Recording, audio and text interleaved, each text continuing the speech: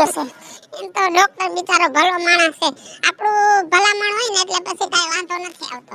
ના, તમે બહુ સારું કામ કરો છો. અને ઓણ વરસાદે કેવા ત્યાં ખેડૂત લીલા લહેરમાં છે. એમાં એવું છે, ગામને થોડીક પાણીની જરૂર હતી ને તો વરસાદે વેલો થઈ ગયો અને ગામ છે ને માંડ્યું છે બે પાંદડે થવા.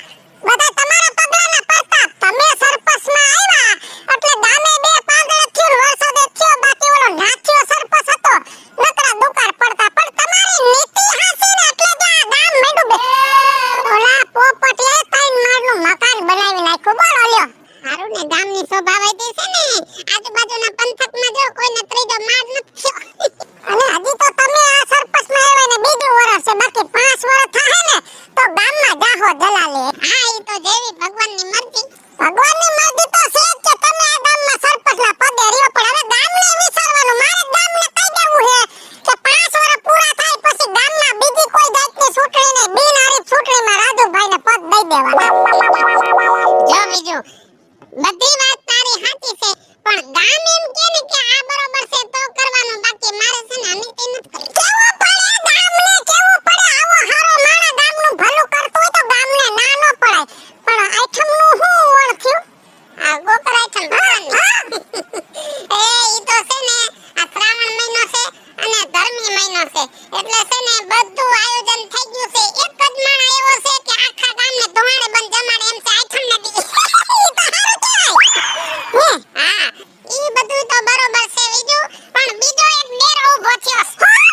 એ ગામના જુવાનિયા છોકરા એમ કહે છે કે આઠમનું તો બધું બરોબર છે, પણ અમને કઈક મજા આવે એવું કરો. એટલે છે ને મે ડીજે નું ગોઠવું છે, પાયસમ કે સેટ રાખવી છે, પણ એમાં છે ને ગામમાં થોડો થોડો ફાળો કરવો જોઈશે, કેમ કે એના પૈસા તો દાતા ન દે ને. આમ તો ન્યાને ન મજા આવી, અમુક ને ડીજે માં ન મજા આવતી, પણ જે થાય.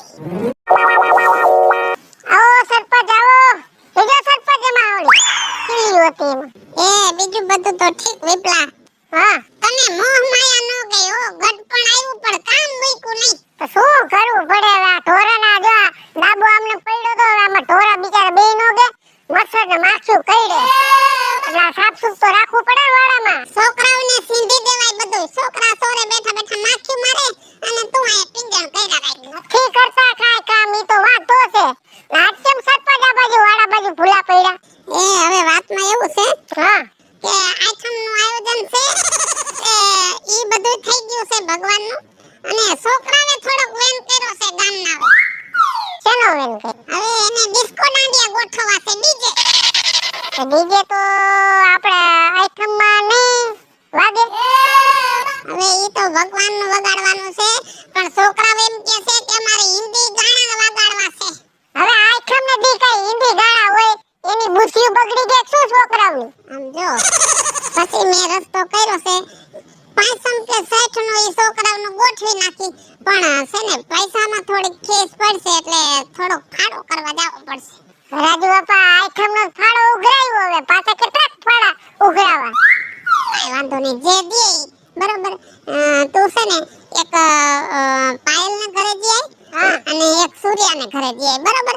અને બીજા છે ઈ બધાને થોડું થોડું કામ છીંધી દે એટલે વેલા હરે એક આયોજન એમને. રાજુ બાપા બીજી ફેરે ફાળો લેવા જવાની તકલીફ પડશે, અમારા દીકરા દે છે ફાળો?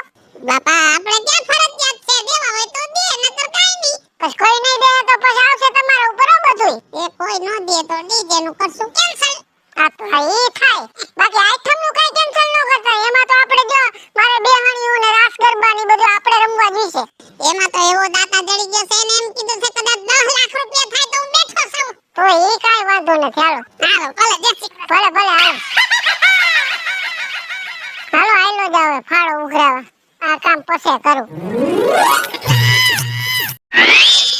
લે રાજુ બાપા તમે આમે ને બીજું કોણ હોય? હારું જય શ્રી કૃષ્ણ. હા જય શ્રી કૃષ્ણ. હારું છે ને? આલ્યા જો હારું છે તમે આવી ગયા, એનો ખાંજે તમાર કર ધક્કો થાય. કામ તો મારે ઈ પૂછવાનું હતું કે ઓ આઠમનું શું છે આયોજન? એ આયોજનમાં કઈ ઘટતું જ નથી. જો તમારા બાયુના આઠમની રજા તું હાડે બંધ જમાડવાના છે આખા ગામને. હું વાત કરો છો રાજુ બાપા? હા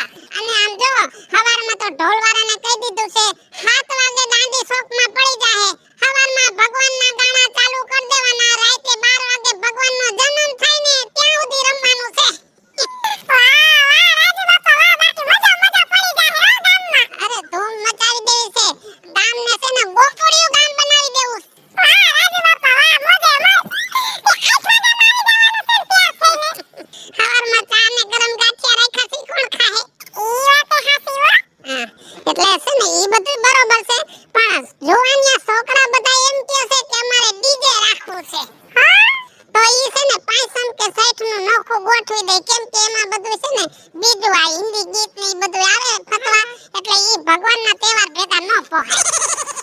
ઈ વાત તમારી હાવ હાચી રાજુ બાપા. અમારા જેવાને હિન્દી ગીતમાં થોડાક ઠુમકા લગાવવા હોય ને નાચવું હોય તો નાચી તો હકી એટલે તને ગમ્યું ઈ મને તો બહુ ગમ્યું. તો હા ભાઈ એના છે ને પૈસા છે નહીં ફંડમાં એટલે થોડો ઘણો ફાળો કરવો પડશે. તું છે ને એક રવિડાને ઘરે જા અને એક વીજળીને ઘરે જા અને ચોખવટ કરજે આઈટમના પૈસા નથી આ ડીજે ના છે.